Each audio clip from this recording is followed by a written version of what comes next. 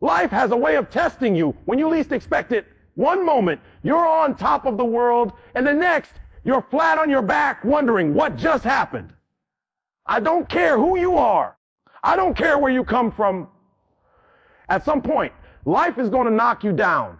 Maybe you lost a job you thought was secure. Maybe you poured your heart into a business and it collapsed. Maybe the person you trusted the most broke you. Maybe you failed an exam, a project, a dream.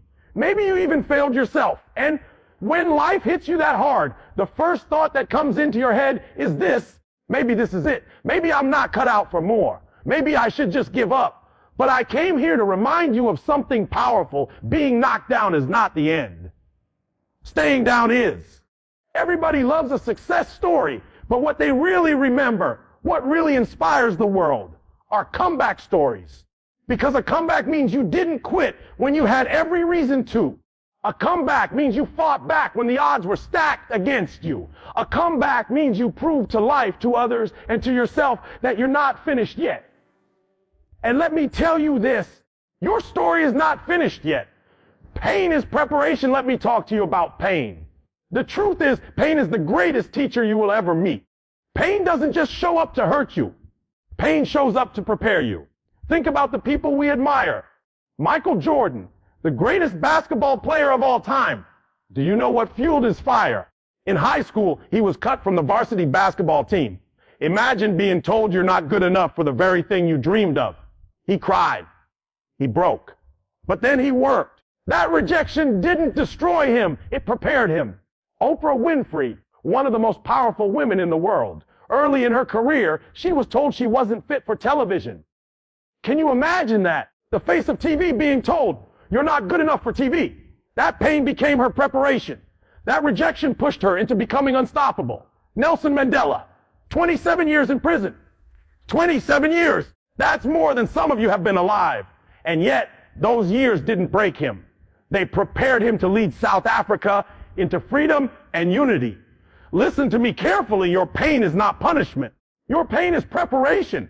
The heartbreak, the failure, the disappointment, it's shaping you into someone stronger, sharper, hungrier. Don't curse the pain. Don't run from it. Learn from it. Grow from it. Because one day you will look back and realize the very thing that tried to break you was the thing that built you. The decision to rise. Now here's where it gets real. A comeback doesn't begin when everything is fixed. A comeback doesn't begin when the storm is over. A comeback begins the moment you decide, I will not stay down. You don't need perfect conditions. You don't need approval. You don't need to have it all figured out. You just need a decision. Say it with me right now. I will not stay down. That decision is everything. That decision is the turning point. Because once you decide you're going to rise, nothing and nobody can stop you. Look at Rocky Balboa, the fictional boxer who inspired millions. He said, it's not about how hard you hit. It's about how hard you can get hit and keep moving forward. That's the essence of a comeback. Not giving up when you're bleeding. Not giving in when you're tired. Not staying down when life tries to count you out. And here's the truth. There are people waiting for your comeback. Your family, your friends, your community, even the younger version of yourself. The kid inside you who once dreamed without limits. They're all watching to see if you'll rise again. So let me ask you, are you going to let them down? Or are you going to rise? A comeback is not talk. A comeback is not posting motivational quotes online. A comeback is not telling your friends, this is my year. No, a comeback is grind. It's sweat. It's sacrifice. It's those late nights when everyone else is sleeping and you're still working. It's those early mornings when the alarm clock is screaming and you don't hit snooze. You get up and you attack the day. Let me make this clear. You cannot wish your way to a comeback. You cannot hope your way to a comeback. You must work your way to a comeback. When I was homeless, sleeping in abandoned buildings, eating out of trash cans, I didn't have a plan B. I didn't have comfort. I didn't have support. But I had one thing: work ethic. I told myself, this is not where my story ends.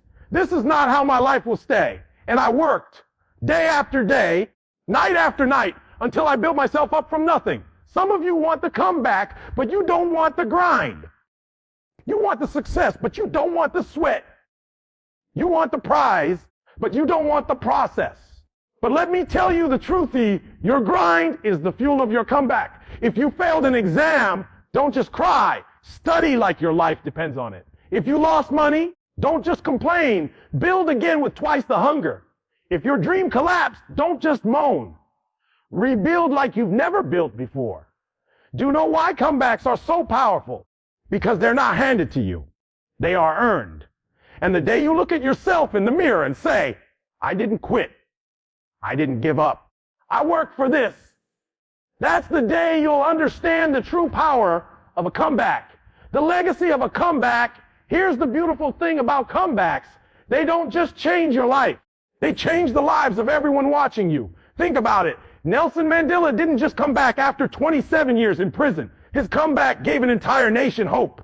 J.K. Rowling didn't just come back after rejection from publishers. Her comeback gave the world Harry Potter. Steve Jobs didn't just come back after being fired from his own company. His comeback changed technology forever. Your comeback is not just about you. It's about everyone who will look at your story and say, if they did it, I can too. When people see your grind, your resilience, your fight, it sparks something inside of them. Your comeback gives them permission to believe in their own. That's what legacy is.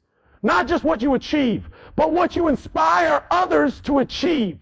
So understand this, when you rise, you're not just rising for yourself. You're rising for your family, for your community, for the people who need to see that it's possible. That's why you can't quit. That's why you can't stay down. Because somebody somewhere is waiting for your comeback story to give them hope. Your turn to rise now, I'm talking directly to you. You've been knocked down. You've been broken. You've been doubted. And you've been overlooked. But I came to tell you, this is not your ending. This is your turning point. Yes, it hurts. Yes, it feels unfair. Yes, you've cried. But guess what? You're still here. And if you're still here, it means God, life, the universe, whatever you believe in, is not finished with you yet. This is your season to rise.